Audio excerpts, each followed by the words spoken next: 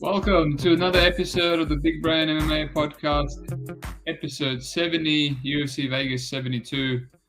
Yadong versus Simón. I'm your host, like always, your residential full-time gambler, BigSteve. Footy gambler too, betting on some EPL. Hit some good bets. Man City over 1.5 goals, over 2.5. Liverpool over 2.5. Still looking for people, profitable soccer bettors. Hit me up. I'll chuck you in the Discord if you're interested.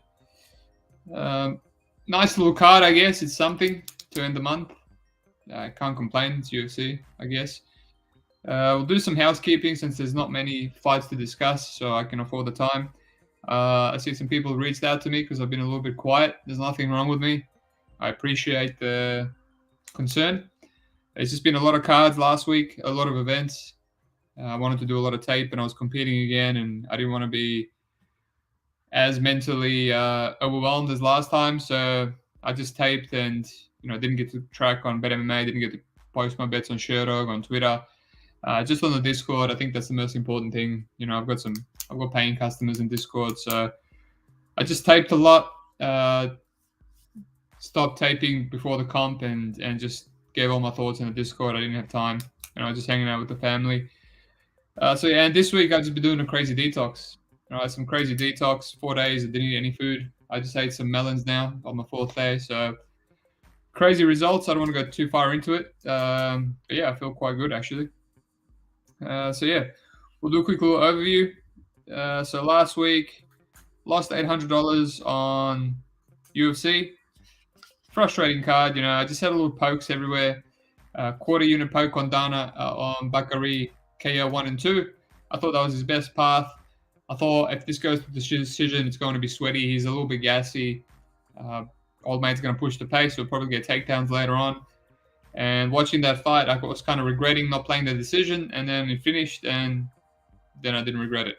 A bit of a crappy stoppage, but saved myself, proper money. Had a sprinkle on Tafa KO. That was a little bit forced maybe. I was just trying to fade Usman. I didn't think Tafa was going to win a decision. So quarter unit on Tafa KO. If he didn't fight like such an idiot when he hurt him in the first, probably could have finished him. Lost $100 on Glenn round 3. A little bit of regret not playing Giagos when I mentioned I would. And then had Bruno decision, $200. A little bit greedy. That one hurt. Because all week I had Bruno half a unit money line. I don't know what I was doing there. I think a lot of people in my circle were playing the over, and then some people playing Bruno. And I said the over's not good because Bruno can knock him out, and then myself, I played the decision. So that's annoying. I could have been in profit right then and there. Cashed out my under 1.5 in the main event. And then thought I would chase with the old classic square parlay of Green and Lucinda. Lucinda hit, and then Green was no contest, so ended up with $800 in the minus. So not even just over half a unit. Whatever it is what it is. LFA was on. I hit a decent sized underdog, Amir S, whatever his name is, a wrestler. That was thanks to Big Bird in the Discord. He pointed it out to me. I taped it. Was going to pass originally. He was fighting a good kickboxer. He was fighting nobodies, and then I realized that was a catch weight of 140, and he's usually a lightweight, and this kid was moving up from flyweight. So I played it, and Amir KO'd him in the second round. It was a plus 170 underdog. So again, thanks to Big Bird. Just joined the Discord last week. Again, the Discord is quite great. It's not just tailing me. It's a good community in there. Everyone helps everyone.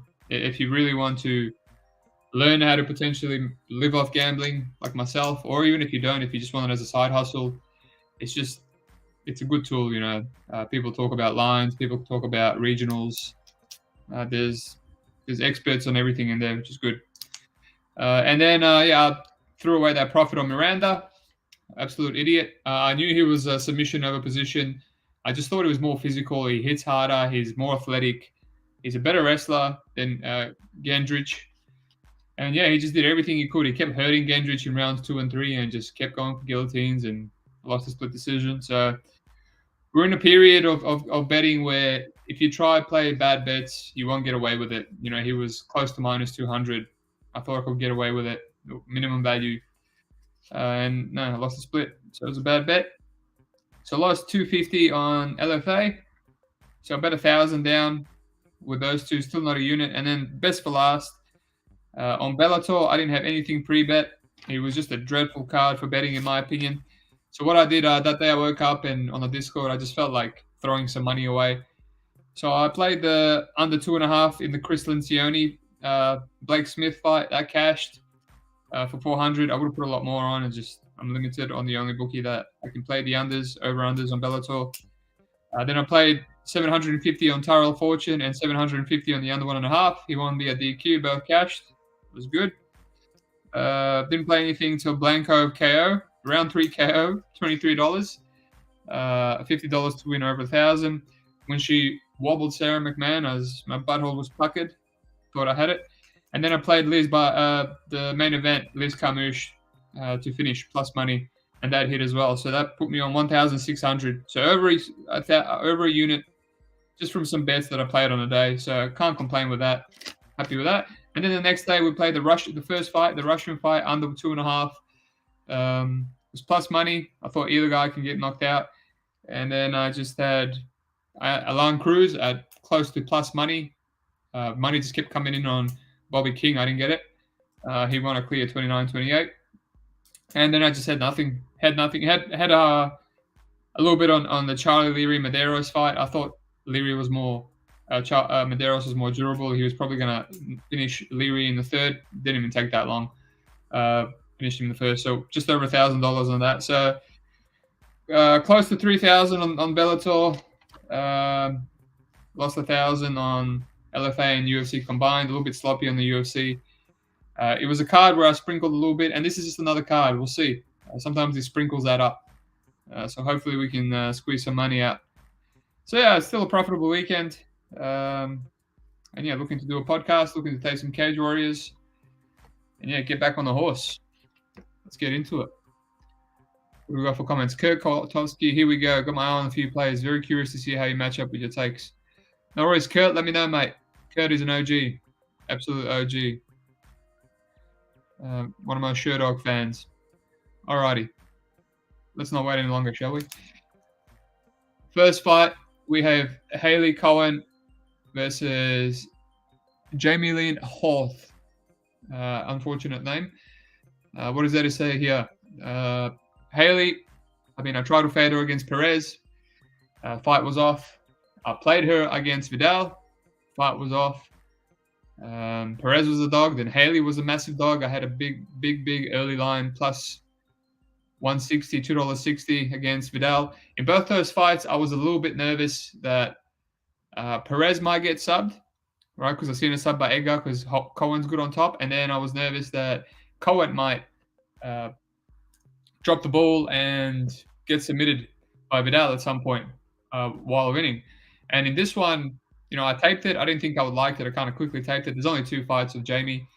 And, I was like, oh, yeah, just unathletic girl, blah, blah, blah. She's getting ragdoll dropped in the Karine Lafamboy's fight. And I was like, yeah, I'm not going to play this. And then I finished taping, and then I was like, before I moved on, I was like, you know what? This Jamie Horth girl, she's dropping girls. She's finishing them. All 4 of her pro fights, she's finished. She's fought Lupita twice on the amateurs ages ago. She seems to have power. She's a brown belt, and the more I got me thinking, the Cowan is just very uninspiring. She will just hold you up against the cage, and if she gets on top, she's good. Although she has horrendous wrestling, so there's a lot of cage pushing in all her fights. And I thought, in this one, I'm not really too nervous if Cowan gets on top because Hoth is a brown belt. She seems fine on her back. So I just locked it in. I locked in half a unit at Pick'em, slightly better than Pick'em, and I didn't expect the line to get this juiced, this wide. But that's where we are at the moment. I've played it. Obviously, there's some concern with the Hoth layoff. There's some concern with her moving up in weight to bantamweight. She's usually a flyweight, and she's a big one. But yeah, she had an injury.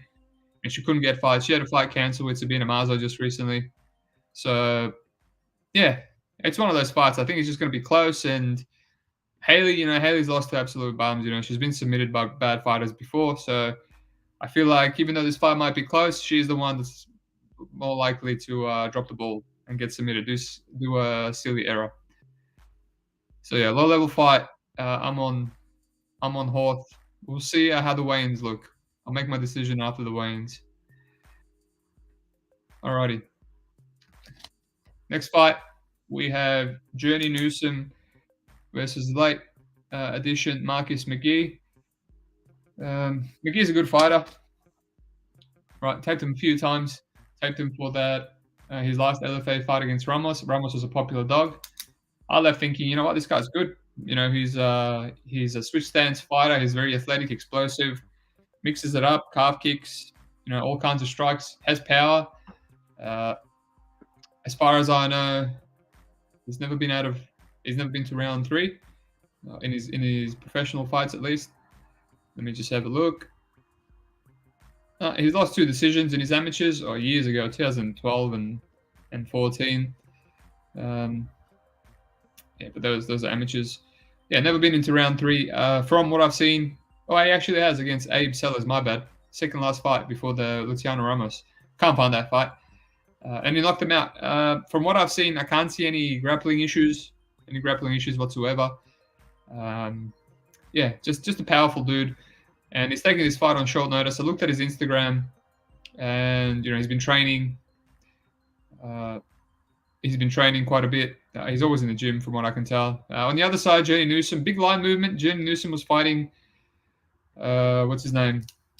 Brian Boom Kelleher. I missed the early line on Newsom, so I didn't bother taping until today. I taped it today for this fight, and in my head I was thinking I probably would have played Kelleher, with the line closing up that much. Just Newsom's a decent fighter everywhere. He's well-rounded. He's got good jiu-jitsu. He's a black belt. He's got decent power in his hands. He's got a variety of kicks. He just likes to skirt on the outside and counter you and calf kick you, spinning wheel kick you, side kick you, kind of like Holy Home, actually.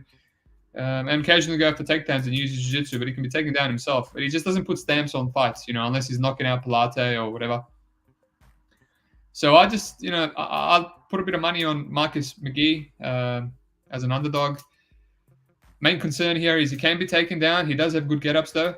His only loss is a submission rear naked choke to Rafael de Nascimento, who's a really good fighter. I just fought for the LFA title in a 5-rounder against, forgot his name, the guy that knocked out Cody No Love Garbrandt in his amateurs. And he went to a 5-round decision, and he kept getting the guys back. He's a very good jiu-jitsu fighter. So, he took down McGhee. McGhee got up and gave up his back, and he defended a rear naked choke for a while and eventually got submitted. I think Nascimento's got better jiu-jitsu than Journey Newsom. So yeah, I mean, if they're gonna have an outside striking battle, I think McGhee hits harder. He's more athletic, more explosive. He's also 32. He's in his prime. He hasn't been tested much. Most of the people he's fought, he's run through. He's got the finishing upside.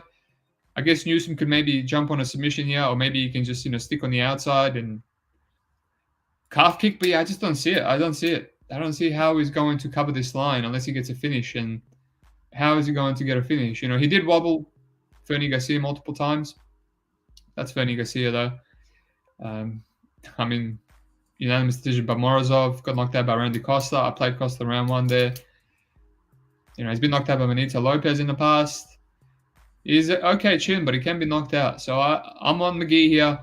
Funny story, one of my friends from Canada actually told me that this line is flipped. So I put as much money as I could on Bet Online, which wasn't much. I just made the account. I put as much money as I could on Marcus McGhee, who's still an underdog. And then I realized my friend was talking about Court McGhee. So, yeah, I've got half a unit on Marcus McGhee. I mean, I still agree that this line should be this wide. But yeah, we'll see what it opens up on my main bookies, Bet365. We'll see if I'll hedge it. But yeah, main concern here is, McGhee is a blue belt. But that blue belt is the color is very drawn out. Like, he's been a blue belt for a long time. And he's been in the gym the whole time. And the main concern is that it's short notice. But he's got good cardio, so Might just let it ride. He's got all the finishing upside here. I've talked quite a lot about this fight, so I don't want to bang on too much about it. Let's just address some of the comments and we'll move on.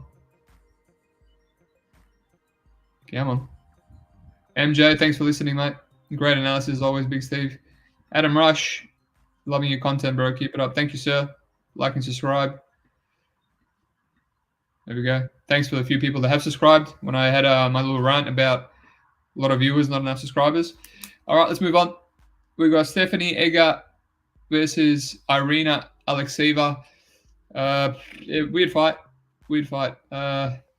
This Irina girl, she's a Sambo chick.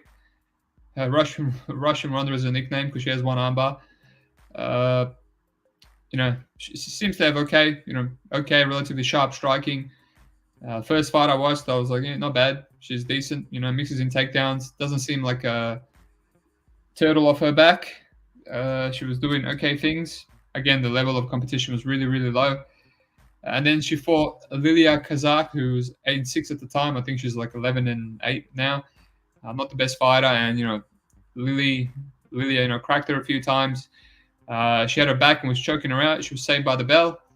Ultimately, she lost the decision there. And then she fought Stephanie Page on Bellator, a catchweight, who she was a tiny girl, and I'm pretty sure Irina missed weight as well. Oh no, she didn't. I think it was catchweight because she missed weight. Correct me if I'm wrong, someone. But yeah, this Stephanie Page is usually a strawweight. I'm pretty sure I cashed her against Danny McCormack. That's it, as a big dog. So she's usually a strawweight, and she was forced to fight this Irina girl, 15 pounds overweight. And Irina essentially just used her weight, bullied her around the octagon, and won an unimpressive decision. So now, for some reason, UFC decided to sign her, which is strange. Stephanie Edgar should win. Don't really want to play the $1.30. I mean, she's leaves a lot to be desired. I mean, when you look at her career, she's finished Jessica Rose, Shanna Young, Alan Perez, pretty decent. Lost to Cortez and finish lost to Silva. You can't go wrong. They're good girls. She used to have a lot worse striking back in her early days, just horrendous striking. But yeah, I can't lay the money line. If anything, the kind of interest me here is the under. The under at plus money, right? I think Edgar, if she is that much better than Irina, she should get the finish here. But yeah, let's see. Has it opened up? Still hasn't opened up on Bet365 for me. But I see it's plus money. Hopefully it holds. That's the only thing I'm interested in. Hopefully Irina doesn't come out here and show, underrated submission defense. But yeah, who knows? At plus money, how wrong can you be? All right. Laptop's going a little bit slow. Next fight, this is a decent one. We have Cody Brundage versus Charles Johnson. So I'll be going back and forth on this one. I taped this one during my detox. I was a bit all over the place, a bit lightheaded, etc., etc. It was hard to get a read. I got the early line plus 150, $2.50 on Cody. I just thought that was exceptionally wide. I get it, Cody's a gasser, but he's not that bad. And it's more so Charles Johnson not really, living up to his potential, not really being that good. He's always quite overrated on the betting lines. I didn't play him. I did say the Otto Osborne fight was dog or pass. I said Otto was going to have a good round one. And I didn't expect him to gas that badly. I probably think he beats O'Day if he doesn't gas that badly. He obviously gassed because it was short notice. He had to fight at a catchweight. His conditioning is really spot on usually. But yeah, just a guy that sticks on the outside, teep kicks. He gets his kick caught a lot. And yeah, doesn't put stamps on fights. Great cardio. He can get his own takedowns. He can be taken down himself. And yeah, he's, against Yuma Horiuchi had a split decision in a 5-rounder. He's getting leg kicked a lot, against Carlos Mota, relatively close fight until he got knocked out in the 5th. Just got wrestled by Michał. Didn't really do much against Zalgas. Was kind of getting lit up and cracked and was defending takedowns and, won. Had a strong round 3, I guess. Ran through Jimmy Flick as expected. And I just think in this fight, Cody Durden's going to have a strong round one. He always does, right? He's got not just the wrestling. He's got good wrestling. He's a back taker, but he's also got aggressive striking early. He was competitive with Alequin. Knocked out JP Byes. Was very chinny. He dropped Carlos Mota before wrestling him. That was an impressive performance. He was a dog there, but he usually loses round 3. So, the reason I've been flip-flopping here is I don't like playing guys that are gassy. Right? I don't like playing guys that are gassy because if they don't win round 1, we're all assuming Cody's going to have a good round 1, and he most likely will. Then he's going to lose round 3, and then he wins round 2 and most likely loses round 3. What's going to happen? Obviously, MMA doesn't go like that all the time. Charles Johnson, he lost round 3 to Ode, who was gassed, and Cody Durden won round 3 against Alequin, who was also gassed, and Cody Durden dug deep and won it. It's not all black and white. It's just I know a friend that's really big on Johnson. He thinks he wins round 3 cleanly, and the first 2 rounds are not set in stone. But upon tape and just trusting my own gut, I feel like Cody Durden definitely can win round 1. If he strikes and he doesn't grapple too heavy, if he grapples, I don't think he's going to be able to hold Charles Johnson down. And at that point, he's going to gas himself out. He's not going to submit Johnson. He's got elite submission defense. I think he's better off just striking, being aggressive, doing what Ode did, doing what Zalgas did, pressure, bite down, which he usually does. He bites down and throws hard. He can keep it competitive and not use too much cardio wrestling. This is a grudge match. I don't know what that means. But ultimately, I've got that early line on Cody Durden. Now the money's come in on him quite a bit. I think it's more accurate now. I think he should still be a slight dog just because of his cardio. But yeah, I'll see what I'll do with it. I'll probably hedge off arb out a little bit, and then maybe arb out some more live.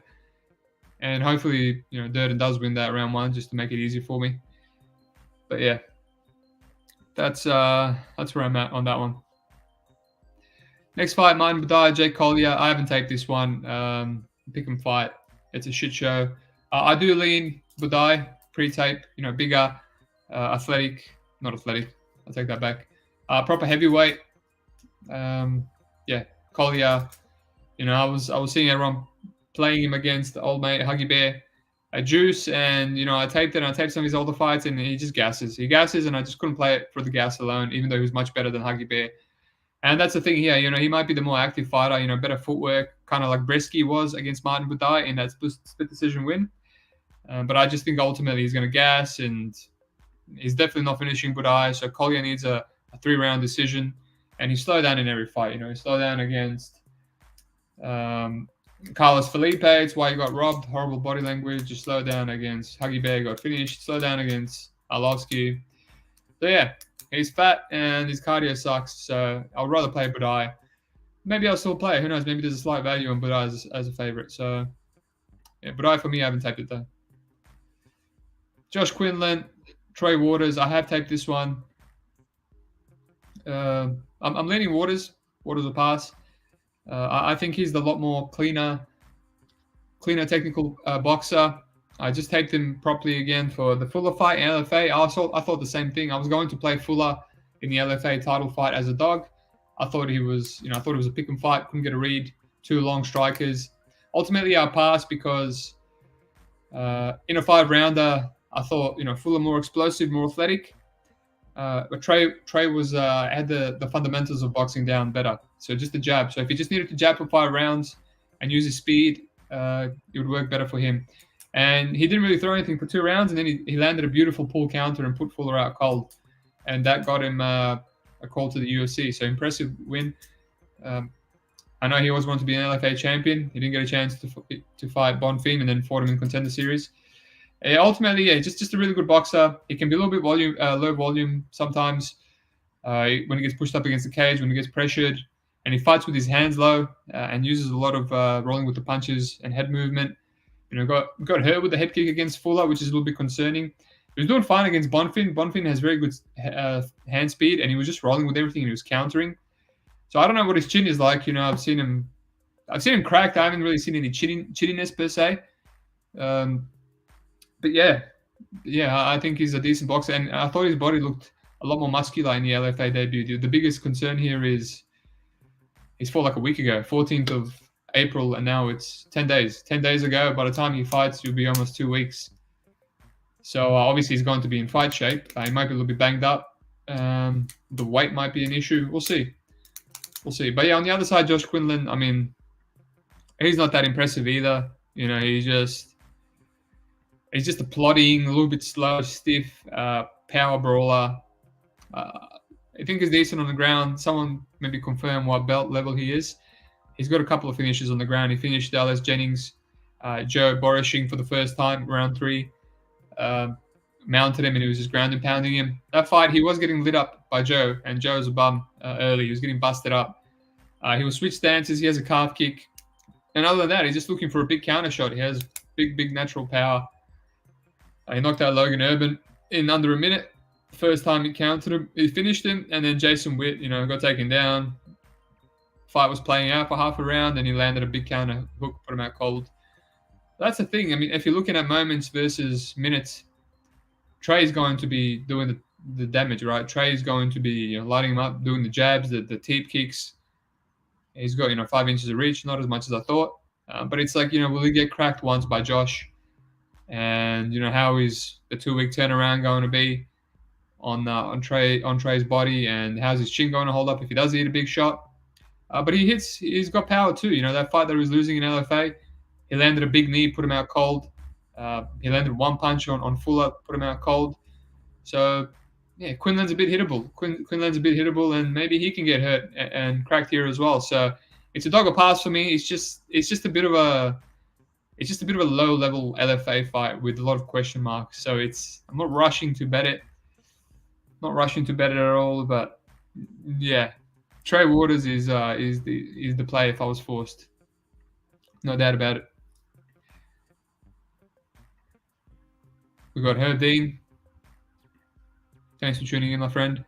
My man. Misha the Punk. Hella beautiful, hella sexy. Like and subscribe. By the way, I won my competition. If anyone's wondering, got a gold. About time. And I submitted a guy that looks like Misha the Punk. A bald dude with a ginger beard. That reminded me. my friend in Serbia, Philip, he said, wow, you submitted Misha the Punk. Made me laugh. Alrighty. Next fight. We're on the main card already, didn't even realize. Waldo Cortes-Acosta versus Marcos Rogério de Lima. I get the line movement. I get the line movement because when you tape it, Waldo's a little bit green. He's a boxer. He's an athletic boxer. He was getting lit up by calf kicks against the bum Jared Bandera, and he had a somewhat competitive fight with his last opponent, Chase Sherman, right? And didn't fight the greatest level of competition up until that point. Thomas Pedersen, probably the best in LFA, was undefeated 5-0 wrestler, and he's gone back to his winning ways after that fight. And when you look at De Lima is just a powerhouse. Pushes the heavyweight limit, explosive, really aggressive, powerful Muay Thai striker, and he carries on his power, his speed from light heavyweight. He throws in combinations. He's always planted and throwing left and right hooks. This man can knock out anyone. He's knocked out Ben Sassoli, combat wombat.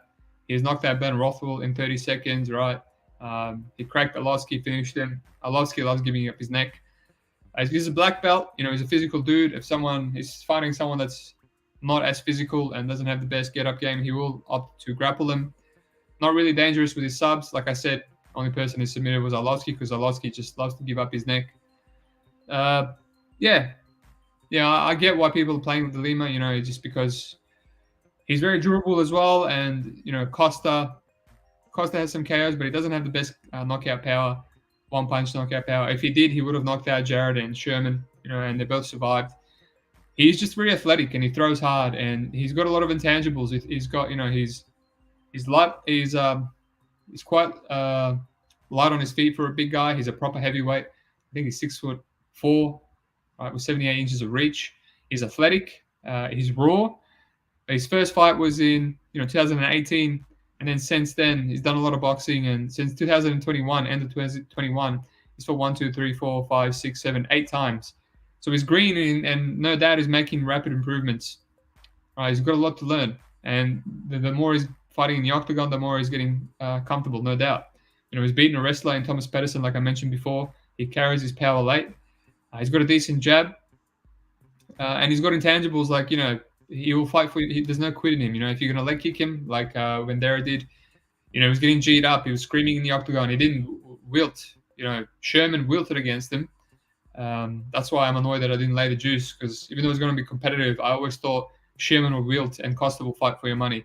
So he's not going to wilt, and I don't think, and he seems durable even though he's hittable. So at this line, I would rather play Costa, because end of the day, even though Lima has a lot of advantages, and if you give him bums, he'll run through them. End of the day, he still lost the 3-round striking battle to Blagoy Ivanov, right? He's very plodding, he's very flat-footed, and he just pretty much has a 1-2 down a pipe, and he's a southpaw, and he's nowhere near the athleticism of Waldo. He still lost that decision, and he got cracked with some big hands from Ivanov. Luckily, he's got insane durability. So I reckon if Waldo does beat the Lima, it's probably going to be a decision. Waldo has been jabbing a lot recently. That would be good for him here, as long as he doesn't. The only problem is when you jab, you plant on your lead foot. He's probably going to be eating some leg kicks. Now, I don't know how he's going to handle these leg kicks. They're going to be a lot heavier than Jerry Banderas, of all people. So yeah, I don't know. I can't really hit Lima, just because what I lean in this fight is I lean the over. I lean the over 1.5, which is, it's at the moment now, it's better than Lima's money line, because so much money came in on him. I think the only concern of the over not cashing is if the Lima, finishes him with a KO or with a submission potentially, because Waldo is a white belt and he's been taken down by Sherman as well. That's the thing. But more than often than not, this guy's a proper 6-foot heavyweight. I don't think Lima will be able to get anything off on him. He's probably just going to sit on his guard, like, the Struve fight and the Adam Wojciech fights. So yeah, I'll lean the over here. Maybe live bet Costa if the Lima slows down. He will be jabbing. But yeah, it's a tough one, man. It's a tough one. It's a low-level heavyweight fight. Probably just pass. Or play the over 1.5. See if I have any balls for it. Alrighty. Next up, another good fight. Now, another fight with a big layoff and a ton of line movement. So I hit Padilla, Julian Erosa, Fernando Padilla. I hit him early, just because one of my friends told me to look it up. I hit him. I just saw that he was. I actually don't remember Padilla at all, which is surprising. Must have slipped under the radar when one of the. Well, actually, I realized why, because he never fought in Contender Series, and they just signed him from the regionals. But yeah, never taped him until now, and I watched a few fights, and I was like, all right, this guy hits hard, and he can match Erosa's size. I'll blindly put 1,000. I was going to put a full unit, but I couldn't. Just again limited, so I just put just over $1,000 at the plus 170, $2.70 dog line. A lot of money's coming on him now, which is quite interesting to me. After tape, I didn't feel that confident. Now I feel the urge to leave it just because of the CLV, but CLV is a curse. It means nothing, Last time I had a bunch of CLV, it was on Pirian, and I didn't feel good about that bet, even at my CLV, and go figure, he lost. There was no value whatsoever. So I'm not going to force anything, same as Cody Durden, 2 same fights. I beat a lot of CLV here. But I've got a hedging opportunity. The way I see it is, Padilla, really bad takedown defense, essentially pulls guard all the time. And, hasn't really fought the best of the best opposition, and, big layoff as well, right? Obviously, because he has had some visa issues. He was scheduled to fight Sean Soriano 5 months later after getting signed.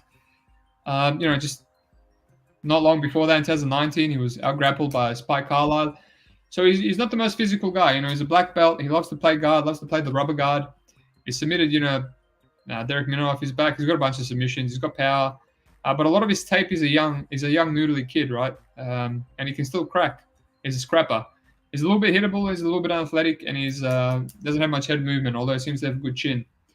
So yeah, watching that and watching Erosa, watching Erosa's performance against Dawodu, which I cashed, one of my favorite plays in a long time. And watching his performance against Steven Peterson, where he uses wrestling to grind out a split, and he wrestled Dawodu and backpacked him. It's like, I think this could be a levels fight. It could be a levels fight. Erosa, he's a good striker. It's just his chin doesn't really hold up, and he can grapple. He's grappled a bunch of times now, and he's a backpacker. He's got a really good jiu-jitsu as well. And if Padilla wants to play that game, playing off his back, it's no good. It could be a levels fight. On the other hand, 2 years, almost exactly 2 years since Padilla's last fight, he's going to be improving. He's now 26. My friend that pointed me to this play, he said he's mostly with Team Oyama, although he's done a bit of Kings. So you can expect improvement from this kid. My main thing was, has he filled out? And I found the photo, and it looks like he's put on a lot of more muscle, which is what you want, because that's definitely something he was lacking. And the more muscle he has, the harder he's going to hit. And 3 rounds to crack Erosa. So look, I'm probably going to leave it. Because I've got a big line. I'll hedge it off a little bit. But yeah, Erosa, you see his last fight against Alex Caceres, and he was a big favorite there, and it just reminds you, he was a favorite against Steven Peterson. He got hurt by Peterson. Right, this guy can get knocked out by anyone. He was a big dog against Dawodu. He wins. Beautiful performance. He was a big dog against Charles Johnson, and then he's a massive favorite against Alex Caceres. And he just shows you why you can only bet him as an underdog. Just gets knocked out cold by Alex Caceres, of all people, right? So anyone can knock this guy out. So Padilla, Padilla's a play just for that alone. I don't know if I would play it at this line. I feel like now the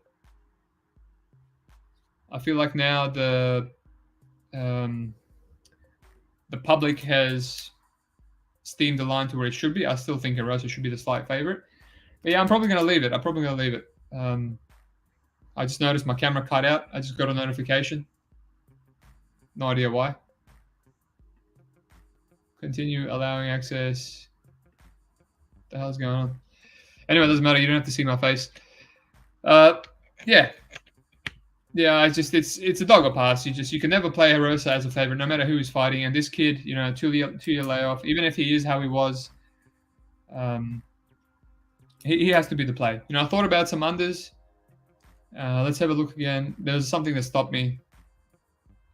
I didn't like the unders because Julian Erosa, if it doesn't get finished, Padilla's never been finished. He's fought some good fighters. He's fought Danny Ige. He seems to have that Mexican chin, although he's quite hittable too. So, Erosa can finish anyone. Erosa's finished Charles Jourdain, submitted him as well.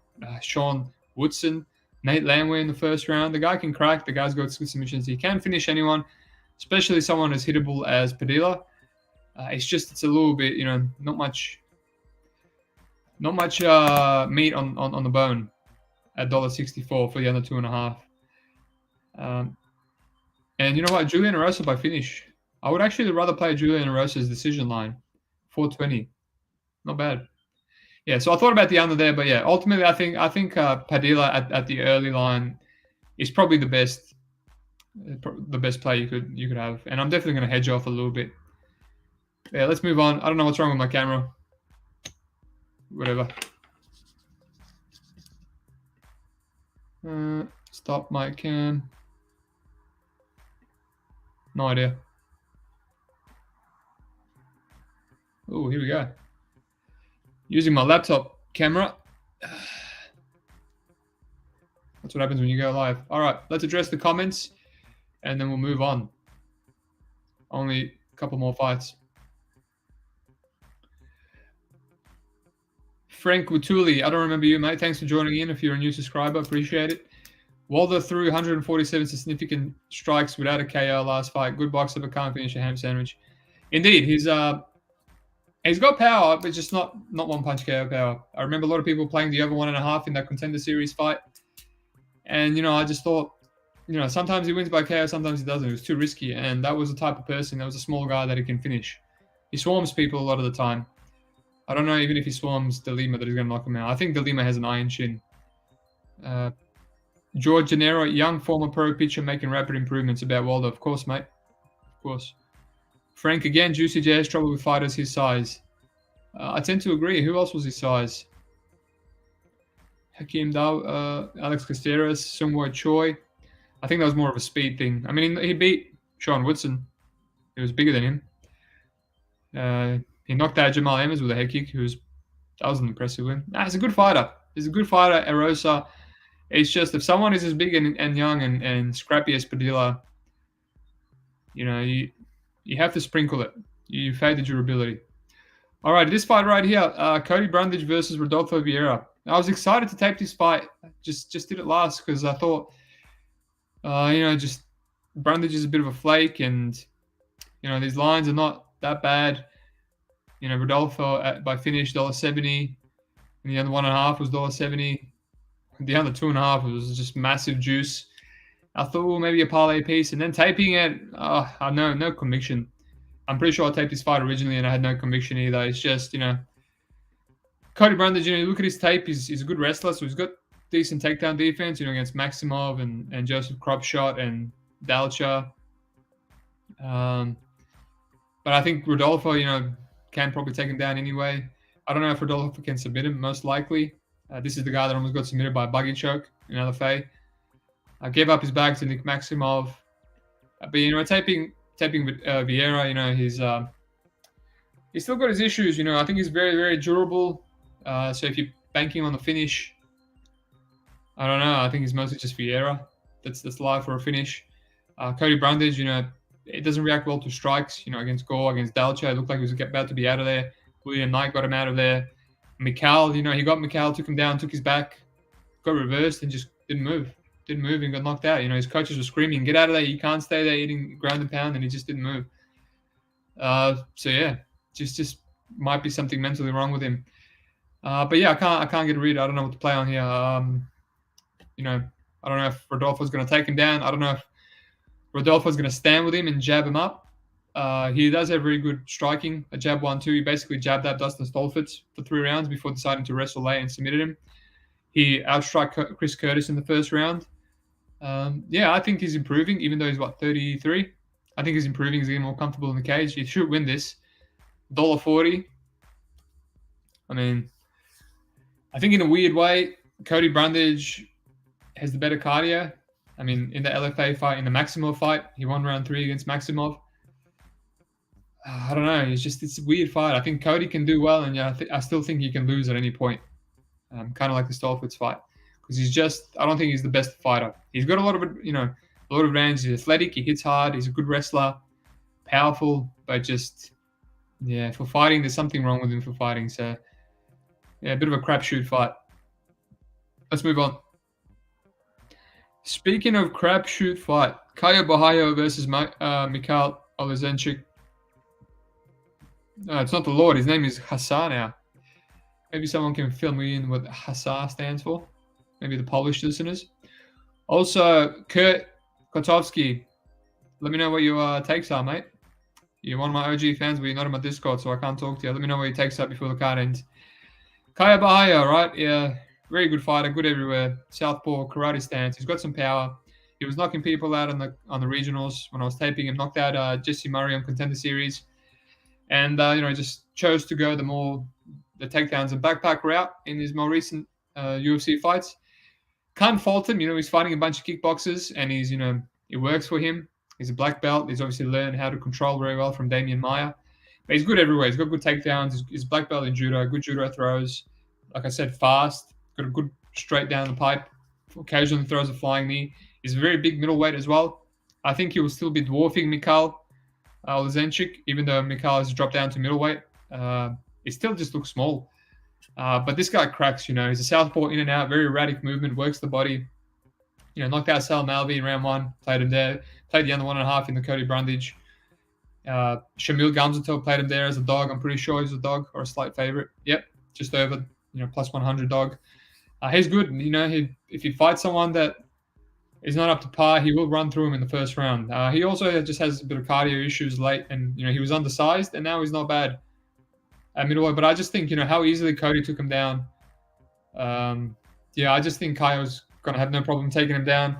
I mean, Cody Brundage took his back.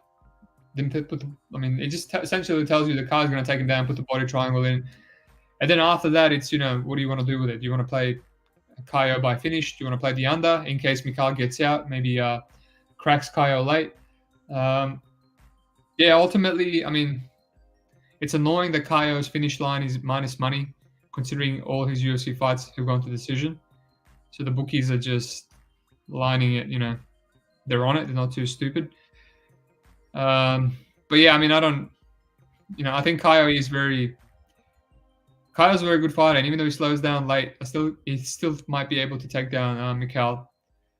I don't know. But he did show me, in that Makhmudmuradov fight and a little bit in round 3 against Petrosian, and even in round 3 against Aaron Jeffrey, he does slow down. And if he's going to lose a round, it's usually round 3. Muradov was taking him down, and he was losing position against Muradov, that was surprising to me. That was a popular play. I taped way too many fights for that to see Muradov's grappling, and there was none. All I saw was that Muradov likes to be on top. And he went back to that, and he almost won, but he just kept getting reversed. So it's interesting. I don't know which way to go. If I was forced to do anything, I would just play Caio as a parlay piece. I just think more often than not he gets a takedown. He backpacks. He's just going to stay safe, He's going to stay safe. You need to have a good grappling game. Muradov almost won with his grappling game, and Michał doesn't. He's just a striker. Even with Caio's tired, he's just going to skirt the octagon and go for a takedown, and seal the round. So, I guess I got Caio. He's just, I don't know. Parlay piece is the only thing I'll really play. Maybe the unders. Maybe this is the fight where he finally gets a submission against an undersized Michał. All right, Song Yadong, Ricky Simón. This is the first fight I taped for the last card, and then he got scrapped and moved to this week. I didn't have strong convictions. I still don't. Maybe I'll retape a little bit. Sometimes when I retape a fight, things become more clear. But the way I see it is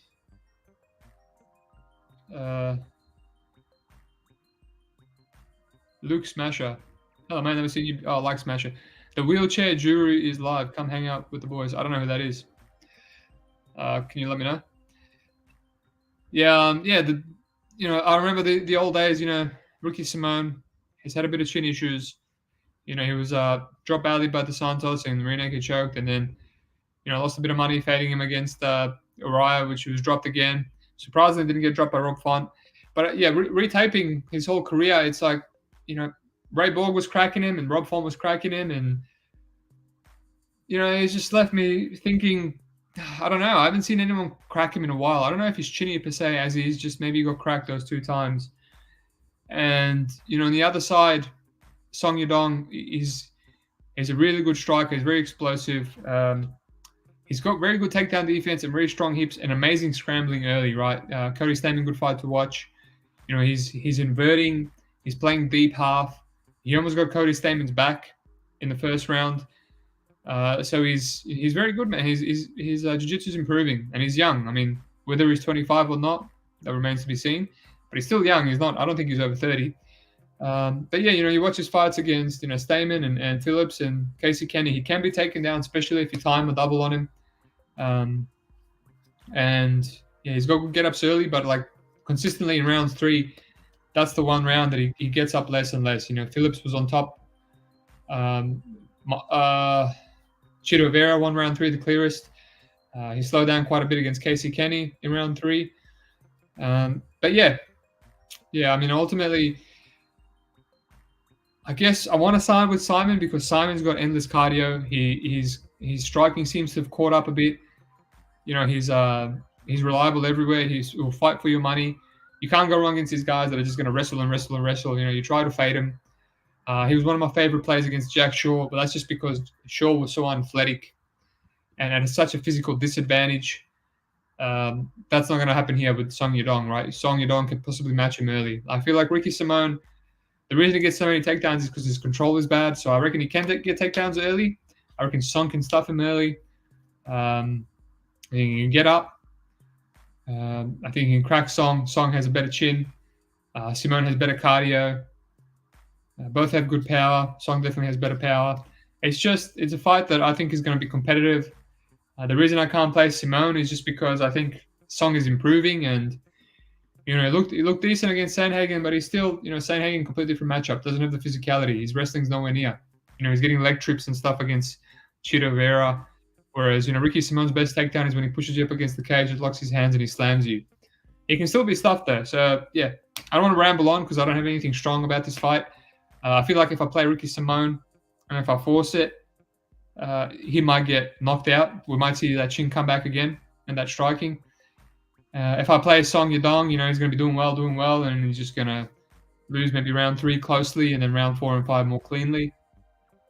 So yeah, that's the way I lean. But it could be like the Ray Borg fight, where Ray Borg kept standing up. He was a lot more undersized and he was ripping a lot cleaner combinations, and he almost got a split decision, even though that was a clear 29-28 Ricky Simón. Then again, Ray Borg, way better cardio, way better get-ups. He was comfortable with the grappling. Song Yadong at some point I reckon is going to gas out. So if anything, I think the best thing here actually, if anything I would play, if you lean Simón, and this just came to my mind today, I would rather play the over 2.5, even though it's a little bit juicy. I'd rather play the 2.5 because I think Simón, the only way he finishes Song Yadong is late. That chin is granite. And it's going to have to be when he breaks down from wrestling. And it took Cody's statement until round 3 to break him down. So yeah, I think it's a close fight. I can't really have a lean. So maybe the other 2.5 and just go from there. Right, if you think. Ultimately, if I am chasing, I'll probably will just play Ricky Simón or the over. I just think, I think Song's path here is a KO. And if he doesn't get it, I think more often than not, Simón wins. You can't go against the good things like cardio, etc., etc. But yeah, let's move on. I'm going to do a little overview of everything and do my final bets, my favorite bets, whatever I have. So yeah, I got Horth over Cowan at Pick'em. I just feel like Cowan is more likely to have a brain fart over the 3 rounds. I'll see how the weigh-ins look because Horth is moving up. Marcus McGhee, I have a little bit of Marcus McGhee at plus money. I think he's got the more power, the finishing upside. He seems to get up. I haven't seen any cardio issues. Newson just doesn't put any stamps on fights. The biggest concern is just Newson's a black belt. McGhee is a blue belt and he can be taken down. We'll see. Stephanie Yeager, I think Arlene her wouldn't touch the money line. The under a plus money is it has my eyes. Cody Durden, Charles Johnson. I have an early Cody Durden line. I just think more often than not he's going to start strong. Johnson's going to start slow. I'll look to Arbout. Buday, I haven't taped it. Lean Waters, it just feels like a low-level LFA fight. The Lima, I lean to Lima.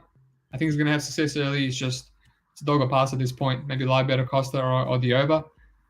Julian Erosa, Padilla. I have some early Padilla, 270 plus 170. Layoff is a concern, and his takedown defense is a concern. It could be a levels fight. But who knows, man?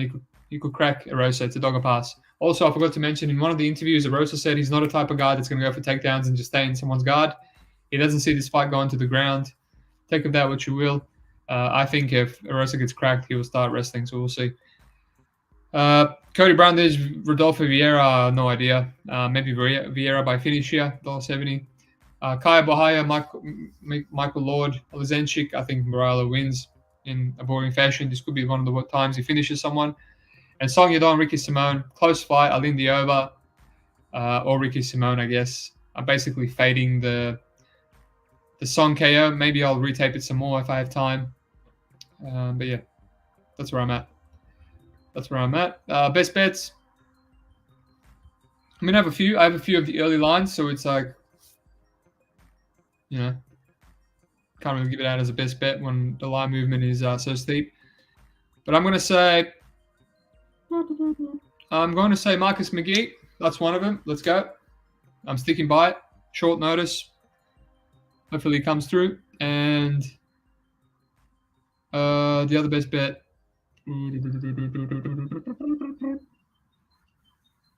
I'm going to say It's either Horth. I don't want to say Horth. I pick him. I'm just going to say Padilla if you got the early line. Padilla, he might surprise people. So yeah, I think it's going to be war. Take the more durable guy. So yeah, that's it. Thanks for everyone to listen. Thanks to everyone that listened.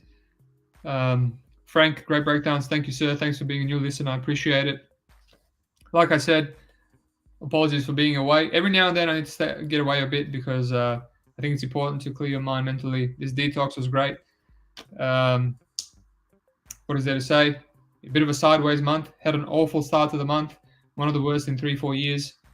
All just comes down to the mental. And now I've just reversed it, and we're winning. And hopefully, if we have a winning week, will be a profitable month.